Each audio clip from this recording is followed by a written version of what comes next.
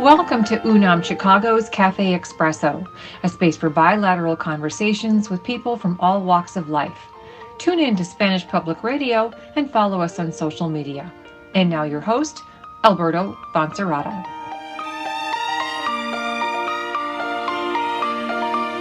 Good morning, everyone, and welcome to another edition of Café Expresso. My name is Alberto Foncerrada, and I am your host.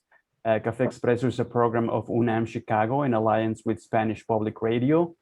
Today is a very special day. I'm very happy to welcome Jaime Di Paulo. Jaime is the president and CEO of the Illinois Hispanic Chamber of Commerce.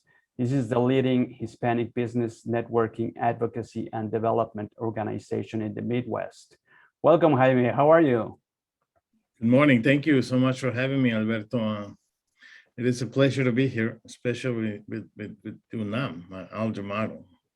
Exactly. I know that Jaime is a distinguished alumni of he had a bachelor's in public administration and political science at UNAM. So we're very honored to have you as a former alumni. Yeah, it's been a long time, but yes, and I'm happy to see UNAM here in Chicago. So it's great. Absolutely. Jaime, thanks for accepting our invitation to the program. I know that September 14 was a very special day for you. You testified before Congress. You were honored by this U.S. House Representatives Committee on Small Business, and I read the testimony, and it was just amazing. It's a testimony of the thriving force of Latino businesses, and well, you're a champion of this. I mean, you have become this icon figure here in Illinois, but all over the U.S. So why don't you tell us a little bit about this? How did it go, and basically what were the topics that you covered there? Yeah, well, thank you. I was very humbled to be invited to testify before the United States Congress on the Small Business Committee. I'm considered like the small business champion, according to my dear friend, Congresswoman Mary Newman, which thanks to her, she pushed my name there, so I was able to testify. And it was an honor to be there on behalf of representing, hundreds of thousands of Latino businesses, not just in Illinois, but across the United States. And they need to understand that we are forced to be reckoned with. I mean, Latino businesses, for example, in Illinois, it's about 170,000 Latino businesses in the state of Illinois. It's over 4 million Latino businesses in the United States. And if you look at the GP, the investment or the sales growth, that receipts that these businesses do, it's the 7th largest economy in the world, just Latino businesses in the United States. So having said that, people in Washington need to understand that we need a lot of support. And what my testimony was about is about helping businesses grow. Latino businesses, they've been opening businesses left and right. Every day, they open thousands of businesses. But we've seen they don't grow. I mean, when the Small Business Administration talks about small businesses, they refer to 500 employees or less. Well, in the Latino world, that we all know, it's 20 employees or less. I mean, there's over 20 employees, but the majority of Latino businesses or Latina businesses are under 20 employees. So it is the duty of chambers of commerce like Illinois Hispanic Chamber of Commerce, give them the support they need to make them understand the reason why they need to grow, the reason why they need to create wealth, and the reason why they need to create more jobs for our community. So that was the sense of my testimony. And I understand that Latinos have the highest rate of new entrepreneurship. So did you get the message across to the people in Capitol Hill? I did. As a matter of fact, Latinas are opening up businesses 3 to 1 compared to other groups. And it's very proud to say behind, every Latina is a big entrepreneur, especially here in Illinois. But they need the chambers like us are the backbone of those businesses, that we need to push them and make sure they give them the right access to capital, introduce them to the right folks, that kind of stuff. Absolutely. Jaime, I know that the Illinois Hispanic Chamber of Commerce does amazing work, and I myself have been a witness when I try to start my business. I know that you guys are right on target. You have a team of people who guide you through all the process. Why don't you tell us a little bit? And I know that you just recently celebrated the gala, the 30-year anniversary gala, right, of the chamber, which is a landmark event. Everybody wants to be there, and it's a beautiful event. I was there once, and you can see everybody there. Why don't you tell us a little bit about how the chamber is doing these days? Yeah, well, thank you. We had our 30+1 gala. We turned 30 last year, but 2020 doesn't count, right? Exactly. So we did a 30+1, and we sold out. There's 500 people, 550 folks came out to this wonderful gala. People, se bañaron, they took a bath, they dressed up nice, and danced the night away, right? But it gives me great pride to see, the political world showed up. I mean, I had the governor, I had the mayor, we had the Cook County president, we had 20 aldermen, and we had about 15 legislators. So that means we are a serious organization that is here to help grow Latino small businesses. So having said that, the Illinois Hispanic Chamber of Commerce in 2020 thrived, because we were before the pandemic, we were 7 full-time employees. Right now, as we speak, with 21 full-time employees, with a couple more openings. So what that means, we became very popular with the pandemic. Actually, the pandemic helped the Illinois Hispanic Chamber of Commerce grow, and because we have the programs in place that is all about helping businesses grow.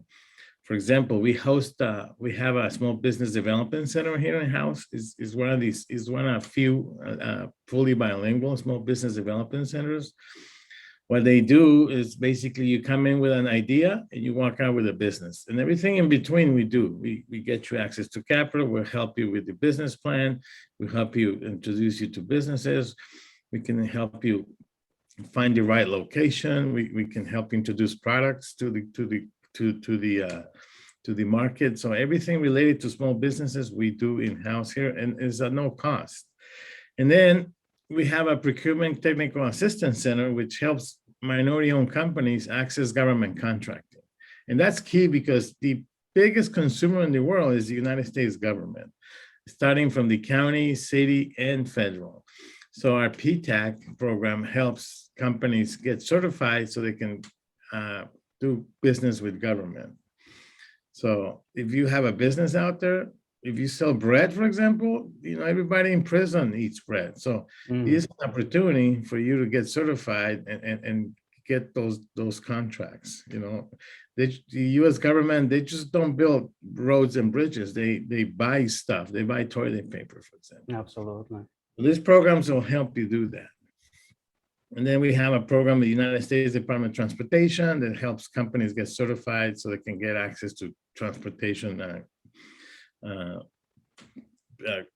jobs or programs. And then we have a contract with the Illinois Tollway, which is that gives an opportunity to small business companies have access to those contracts, especially landscapers. And then we have the Latinx incubator, which we are, as we speak, the office of the IHCC is located at 1871, which is the #1 business incubator in the world. And our office is part of 1871. So we are focused on technology a lot. So we have a program called the Latinx Incubator, which encourages Latinos in tech have access to venture capital. And we've been very successful at it. So we are different chamber. We just don't do parties, and we just don't do network events. We actually do a lot of work to promote businesses' growth. Absolutely, and I can attest to that. You guys do wonderful work. Hold on a second, Jaime. For those of you who just logged in, I'm having a conversation with Jaime Di Paulo. He's the CEO of the Illinois and president of the Illinois Hispanic Chamber of Commerce. Jaime, just going back a little bit on your testimony before Congress, did you have a chance to talk about the challenges we Latinos in the business area face, particularly with the pandemic, in the context of the pandemic, and what do you foresee for the future as the challenges for us? Yeah, I did address those issues. The main issue is access to capital, and it's not about not having an opportunity to get loans. It's about the requirements the banking institution makes minority companies go through. And there's been several studies out there that shows that banks or financial institutions require more information from minority-owned companies. So I addressed that, and I was very clear that we can't have that, and we need, for example, and by the way, you can read the testimonies on our website, IHCCbusiness.net. You just click in there, it's somewhere in there. It's a 20-page document, and then we drafted here. It's called the role of chambers of commerce, and this is not to talk about the IHCC. Is to make the federal government understand the role small business chambers of commerce play in the small businesses' lives. There's been a lot of talk about the payment protection program, the PPP, that the large banks did not reach out to small businesses, and there's many reasons why, but one of the reasons is because small businesses, I already talked about the 20 employees or less, are too busy running a business. And when they need to apply for a grant or a loan, it's a 25-page document. It's pretty much, and the requirements is just insane. Daunting, right? Yeah. Well, if you're too busy running a business, you probably don't have a CPA right on hand that can give you the taxes, the tax returns that you file, the HR stuff, the payroll, stuff is probably hidden away somewhere in a drawer, or your wife has it somewhere. So chambers play a key role to take you by the hand, basically, and making sure you apply and do it the right way. So that was the bulk of my testimony to the United States Congress, to make them understand the role chambers play in the lives of small businesses, and not just Latinos, any small business, really, especially minority-owned businesses. Absolutely, and we're going to put your website in our on the screen, and I would recommend everybody, as you said, to take a peek at the testimony, the value of local chamber of commerce to support small business ecosystem, perspectives, and new challenges. It's absolutely a great testimony. We're so proud of you that you were there, and I really hope that we can start engaging UNAM and the chamber in some form of something. We'll think about something, but we can work together. Count us as an ally of the chamber. And is there anything you want to add before we close, Jaime? No, you can count on me. I mean, Dr. Laguna and I are great friends, and we hang out. We have lunch from. I know you have your carnitas. I know that. I know about that.